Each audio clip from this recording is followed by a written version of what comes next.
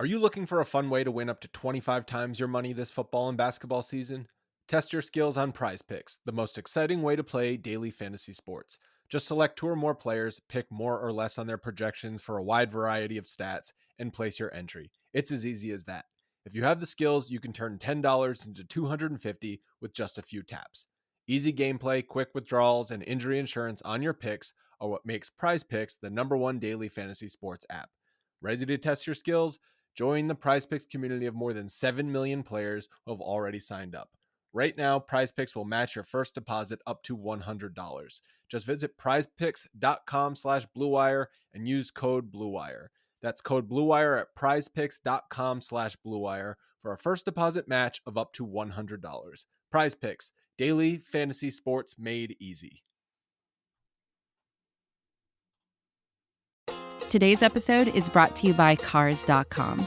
With over 2 million vehicles and 50,000 more added every day, Cars.com will match you with the perfect car for you, your budget, your life, your style. And if you're ready to say goodbye to your current car, Cars.com will get you an instant offer to cash it in. Just start by entering your license plate and get matched with a local dealer who will write you the check.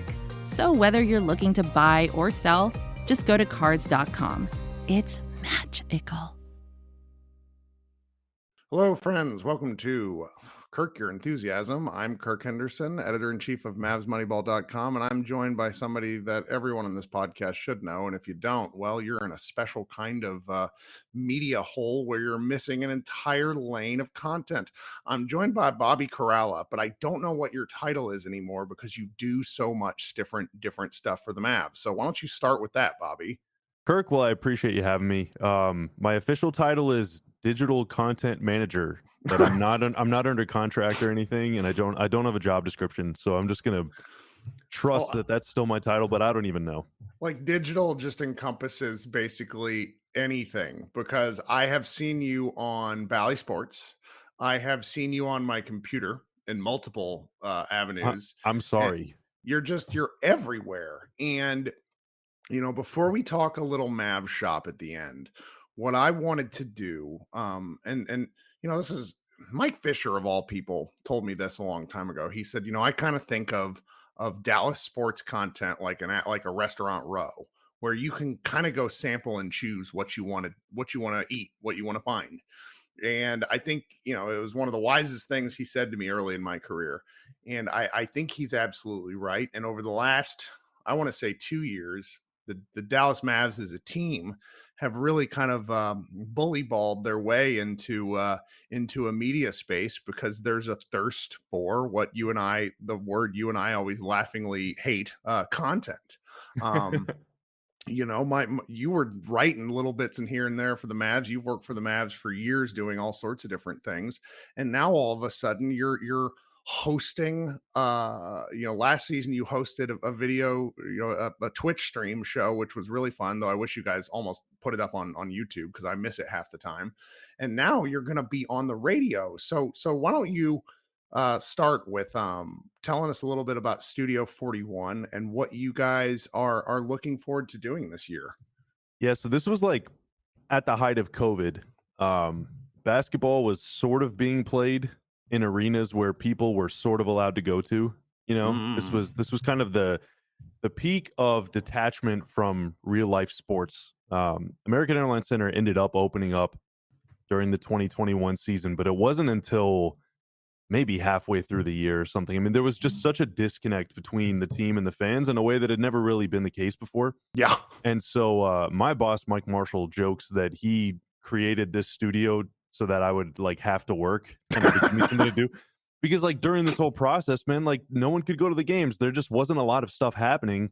And so we were kind of sitting around twiddling our thumbs well, it's kind of on us to bring the fans as close to the team as possible. If they can't physically be here, then we should try and do something for them. But also, it's a new era, man. It's a new day. It's a new dawn. It's a new life and all that stuff. And I mean, between everything that you guys are doing at Mavs Moneyball, between what Isaac and Nick are doing at Locked On, and just more and more and more and more fan podcasts, and slightly biased does his own streams, and we got those videos kill me. Yeah, they're funny, man. And like Reddit Mavs is out here killing it too. So like there's just way more stuff out there. Um, and kind of our my personal concern at one point in time was just oversaturation. Like there's just too much of it. How much Bobby is too much Bobby. And then we get to the point where it's like, dude, screw all that. If fans can't come to the game, if our arena is going to be closed, if there's no way for people to really physically make contact with the Mavs at all, then there is no such thing as oversaturation. There's never too much content. People like it, they'll come watch it, and if they don't, they have 7,000 other options. And so we Yes. just started to do a bunch of stuff.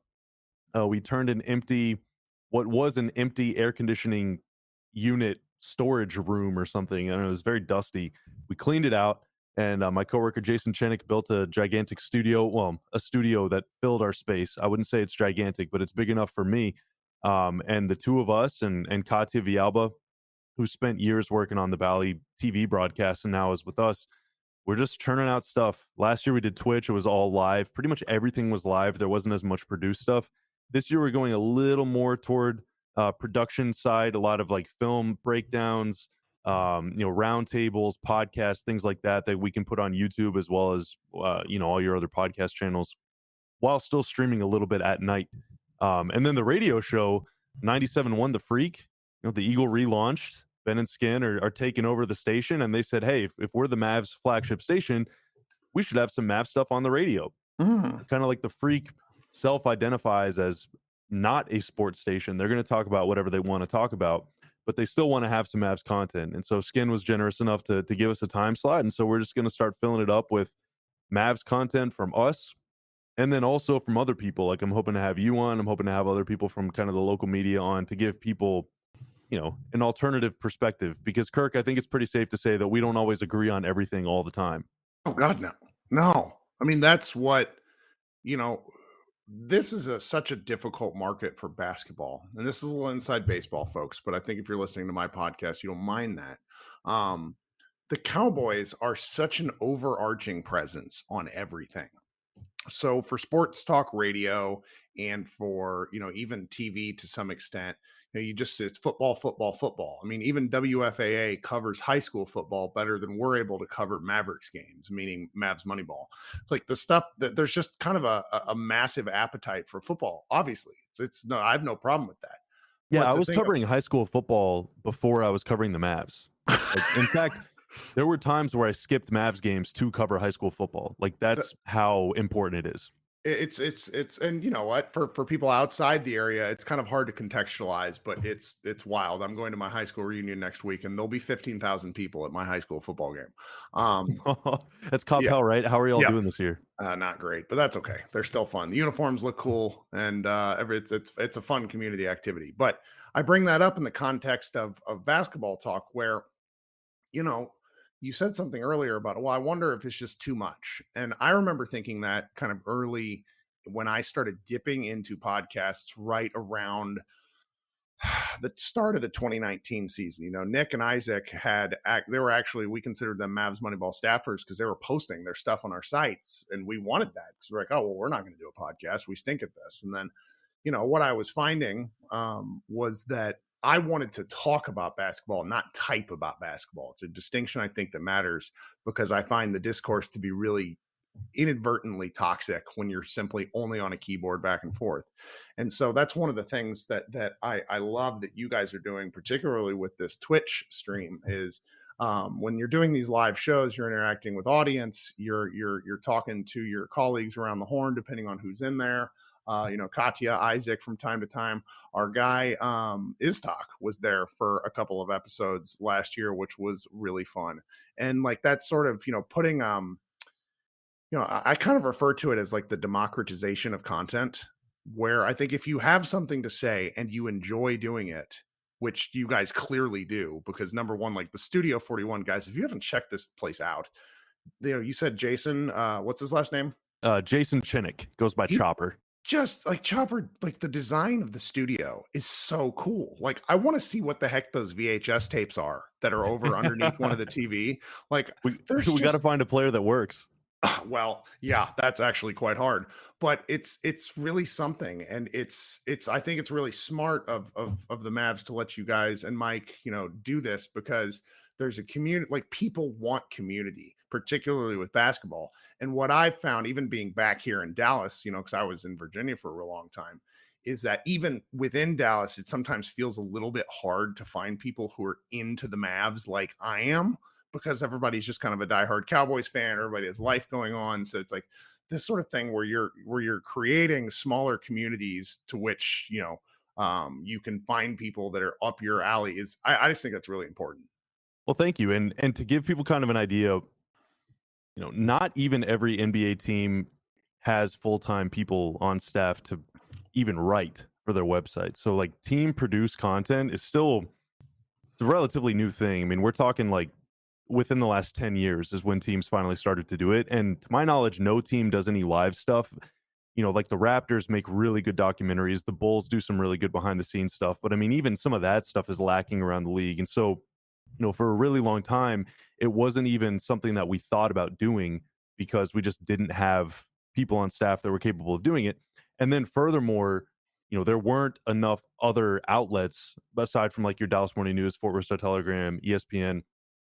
There weren't a lot of very like knowledgeable people in the market. But now, dude, like there's so many fan podcasts that are way better than like professionals would have been able to do even a few years ago. Well, Like fans are catching up. The fan base is becoming more educated. And so from our perspective, it's like we're not doing a service to our fans. Like we're doing a disservice if we don't give them better stuff and more stuff. And also if we don't involve them more. Like there used to be this firewall, like Maps people only.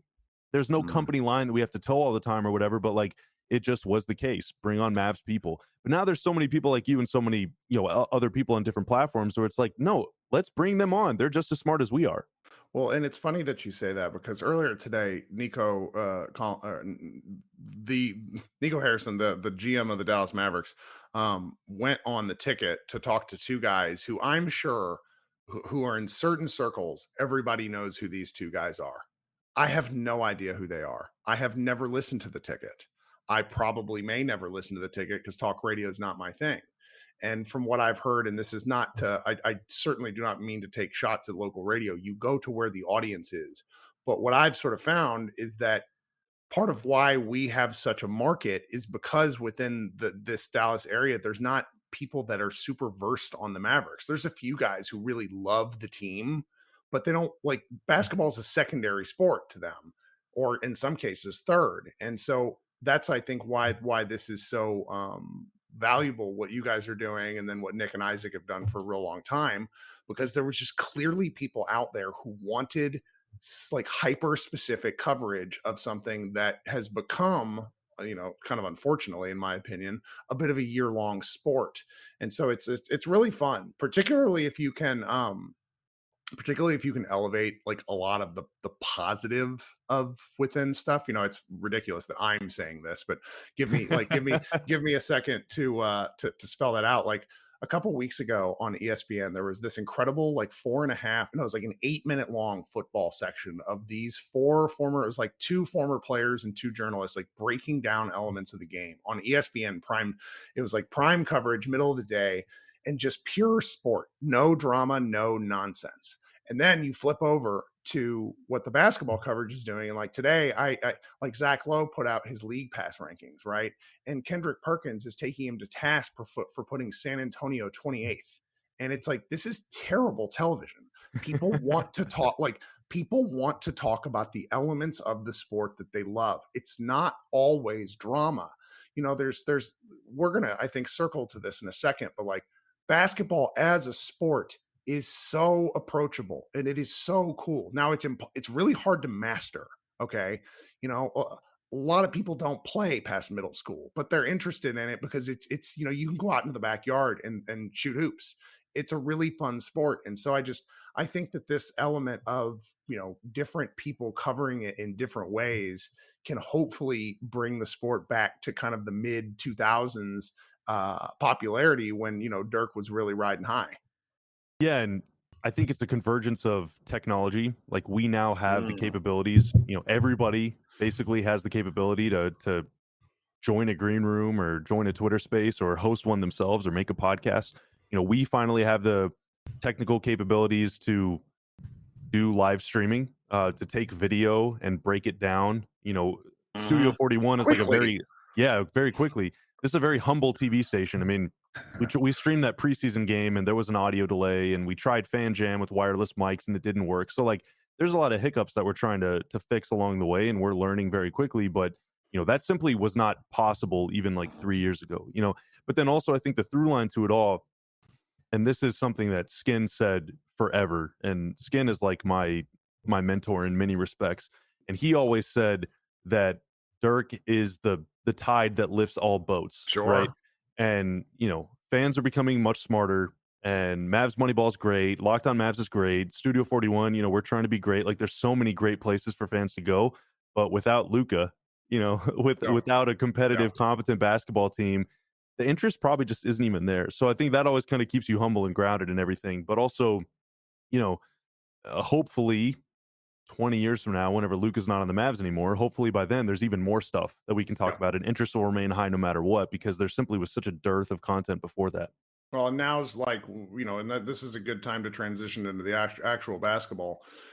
The past 3 years, 4 years, all of Luca is really when you start to form like those lifelong basketball fans. Tim Cato did that really interesting poll of like, how long have you followed the Mavericks? And there were these just incredible breakdowns of people who it's like, I started following at this, 2003 Dirk era and have followed the whole time. I start, our guy Doyle Rader, who has been a fan since birth somehow.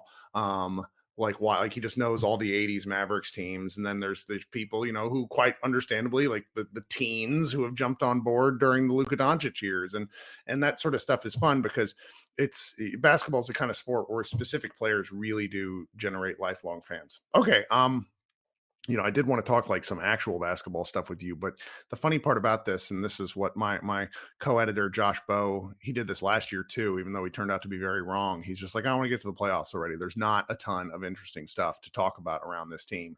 And I'm really looking forward to this season because of what I think is going to be a very different season from last year. You and I have talked a little bit about this offline.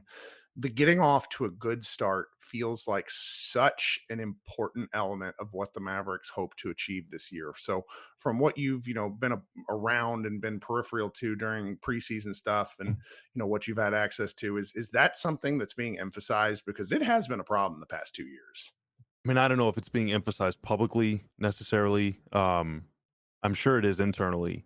And I think that we can kind of deduce that that's being taken seriously because Luka is in very good shape. Looks good.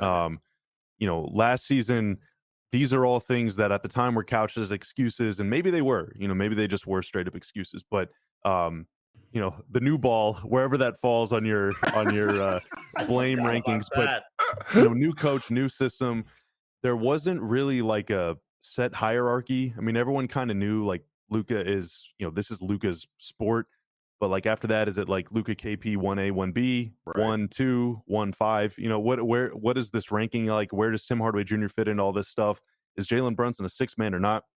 Like, it feels like this year, maybe Christian Wood's closing role, I guess, is sort of a question, but the hierarchy and even like the rotation really feels a lot more set, a lot more defined, which does lend itself to maybe, less exciting projecting because you sort of know what things are going to look like. But I think that also makes for more efficient early season basketball because instead of figuring things out, you're just kind of doing it. Now, there's still a lot of things to figure out. JaVale McGee figuring out, the defensive scheme. Wood, what's his deal? Dinwiddie, Luka, how many minutes are they going to play? There's still a lot of questions, but kind of like the main 3 or 4 ideas are already settled. And so it is kind of a little boring, but that means that like the foundation is laid and hopefully they can just, get things rolling because the first few games are tough. After that, it's a little easy and then it gets impossible. Mm-hmm. And so if you don't win these easy games at the beginning of the year, then you're going to be kicking yourself come Thanksgiving. I couldn't agree more because this is one element I think that really optimistic fans overrate in the 2021 season. Or no, it's just last year, excuse me. And last year from January 1st on, the Mavericks went 35-12. that is a preposterous win rate in a professional basketball association. It's hard. Like if you're winning 55% of your games, you're considered to do outstanding. And the Mavericks were winning 75% of their games at that point in the year. So it's like just getting off to a good start is very valuable to me. I will say one of the nice things that about like the continuity. Yes, you're adding in two new, potentially three, some new rotation players, but I like the sort of the minutia that you can discuss where over the weekend, just due to kind of an assumption made about a Jason Kidd quote about who was playing with the second unit led to, kind of what ended up being a fruitless conversation about like starting lineup stuff. But like that's one of my favorite elements of saying, well, what happens if these guys play together? My personal guy that I tend to be the most curious about is Tim Hardaway. And what does he do? Because Tim didn't have a very good season last year. I'm sure he would attest to that. And getting to play defense in sort of a scheme that has set responsibilities that they were finally figuring out around the time he got hurt. How does he get his shot back? Like there's just a lot of fun stuff about this team that I'm really looking forward to seeing how it comes out in the wash. And they have, Tim. I'm assuming Dinwiddie's going to start. I think that was kind of a, Yeah. We're running bits in the preseason, but Dinwiddie, he's going to play some with the second unit. Luke is going to play the rest. So it's going to be one of those guys with Hardaway, Kleba, Christian Wood, and then player 5, whether that's Josh Green, Ntilikina, Dorian, Bullock. That is a badass bench, man. Yeah. That is really, really good. And so even if the starting minutes are clunky at times, even if whatever, they are going to be able to play pretty good basketball for 48 minutes. They're going to have the horses out there to do it. There's not going to be, maybe one guy per night is going to play where you're like, oh man, hopefully they can catch their breath soon, guy on the bench, and come back and, get this guy out of here. Like they're going to have good players on the floor, 4 or 5 of them at all times, which is a huge victory. This team feels way deeper than, past couple of years. And I thought even last year's team was deep, but this year's team, it feels like is way deeper, but maybe I'm a little too bullish. Well, the depth is one of these things that's hard to discuss because you think of depth as an 8-man rotation. And the simple fact is over 82 games between injuries, rest that needs to happen, personal reasons, things like that, you don't have your full lineup of rotation guys, that top 8 or whatever, every night. And so you need 11 guys. And the Mavericks, I think, have some guys this year that are in different positions to be able to help more because they're going to be asked to do less. You did say something that I wanted to touch on that just tickles me to no end. I was having a discussion with somebody the other day where it's like, well, if Christian Wood and Tim Hardaway are playing together, the defense is it's going to be kind of rough, because Tim's not a great defender. Christian Wood's never been a great defender. And then somebody responded back to me along the lines of, yeah, but they're playing in the second unit. So they're just going to be cooking the other team's second unit alive. So who cares about defense? Yeah. I mean, 2017-18 season, the Mavs second unit, they won 24 games that year. The Mavs second unit was JJ Barea, Devin Harris, Dirk, Dwight Powell. 3 of those guys were like 38, 39 years old. And then you had Dwight Powell. And that lineup was so good that it almost cost the Mavs a top 5 pick. Like it's the bench we're talking about. This is not the starting lineup. God, I'm just, I'm glad that there's fewer preseason games because it means less nonsense to rifle through. But at the same time, it's like we're recording on Wednesday, the 12th. I think this is going to go up today, but we've not had basketball in 5 days. I've been watching some of the other preseason stuff. It's just not the same. Like I'm itching to get going on this season. How about you? I think it's going to be fun, man. There's a lot of unpredictability, which in a league that has sort of been plagued for all eternity, let's be real, for the last 75 years or whatever, you kind of know pretty much what's going to happen before it's even Thanksgiving or Christmas. I have no idea what's going to happen. I don't know who are going to be the top 6 in either conference. I think there's a scenario in which every single team in the West could finish like 9th place. It's totally wide open. I think you're going to have 15 teams try to be good and 15 teams try to be completely awful. And that could lead to some pretty wacky trades. Like, I just think there's a whole lot of stuff to keep an eye on and a whole lot of stuff to watch, not just with the Mavs, but also with their direct competitors. Like, imagine if a team is trying to tank and then they offload a really good veteran to the Pelicans. Like, we're all going to be pissed off, Yeah. like, there's just a lot of unpredictability. And so I'm really, really, really excited for that aspect. And then also just for the Mavs too. I think that they're primed to have a pretty good year if they can put it together and figure it out quickly. And if not, then that, failure can be interesting too. That's Well, the story of Dirk's career in many respects. And I loved every step of the way, even the bad times. so my buddy Matt Moore, him, HP Basketball, has been dead wrong on the Mavs for like 4 years in a row. And Yeah. this year he has just thrown up his hands and has fully thrown himself in on the Luka Doncic and the Mavericks experience, to where he has so many Dallas-based bets where he thinks that the betting market in particular, is just wildly overstating elements of Jalen Brunson's absence. And you know what? This is just for betting purposes, because I think the Mavericks will miss Jalen. Of course, it's a matter of how does it affect wins and losses. And there's just a lot of interesting stuff to look forward to. Now, it's really kind of more for hardcore fans. I think the casuals among us are going to have to they're probably going to have pretty lofty expectations. But like you said, there's going to be 15 teams that at some point in the year just decide to quit because there's a multi-dimensional prospect on the horizon, and Victor Wembanyama, and teams are just going to be losing their minds, trying to figure out how to tank for that. And it's going to be a funky, fun season. I'm really looking forward to it. Sorry, and guys, I should have addressed this up front. I've been sick, so my voice sounds like I'm a prepubescent boy, but I apologize for that. Yeah, Kirk, Bobby, I was wondering, why do you look 14 right now? What's going on, man? Yeah, and we're gonna go out. I think you and I are both gonna be out there at Skin and Ben and Skin's live show tomorrow, and I think I have to talk at some point. I'm just like, I just need to drink like all the tea. Yeah, a lot So of I can tea and a start. lot of honey, man. That's the secret. Do you have Not a big anything tea guy else? myself. Right. Do you have anything else you would like to plug before we get out of here? Where should people go and subscribe and follow all these things that you guys are going to be doing? I appreciate it. Mav Studio 41 on Twitter and Instagram. That's where we're going to post all the links to all the stuff we do.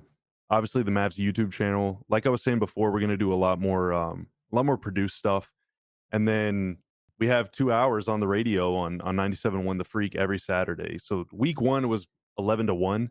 I'm not sure if that time slot is going to be the same every week. Like, I think if we have a Saturday game, it might be in the afternoon leading up to Sure. pregame or whatever. But we do have 2 hours every single Saturday on 97.1 The Freak. And so I'm really looking forward to that. And just generally, like, we're just trying to make stuff that people are going to enjoy and that people are going to want to pay attention to, whether it's once a week or twice a week or every single day. So y'all like stuff that we're doing, let me know. If you hate stuff that we're doing, let Kirk know, and Kirk will let me know. And then we'll go from there. But it's just fun, man. It's fun. I think this is going to be a fun season. And you and I have sort of dreaded this moment for a really long time. Again, we don't agree on everything all the time. But like, one thing that you and I have both said so many times is, like, this was the fun part. Like, the getting good, The expectations, yeah. Expectations are low, fun level is high. You go Mhm. to the conference finals, it's going to inverse. If the Mavs go 20-14 through the first 34 games, people are going to be a little tense. So Yep. just try and enjoy it. Obviously, we want to succeed and not, flame out and suck or anything, but like, this is still fun. We get to watch Luka play basketball 82 times. Like, people are very envious of Mavs fans, and so I hope we all can enjoy it this year. I like that. All right, guys. This has been Kirk Henderson and Bobby Karalla. You know where to follow us. And if you don't, well, do some Googling. We'll be back at some point. I'm not sure who I'm talking to next. I have a number of I've been harassing a lot of my friends, because once the season starts, it's a lot harder to get people together because everybody has to work and cover games. So this has been Kirk Henderson and Bobby Karalla. This has been Kirk Your Enthusiasm. Thanks so much, and enjoy the rest of your week.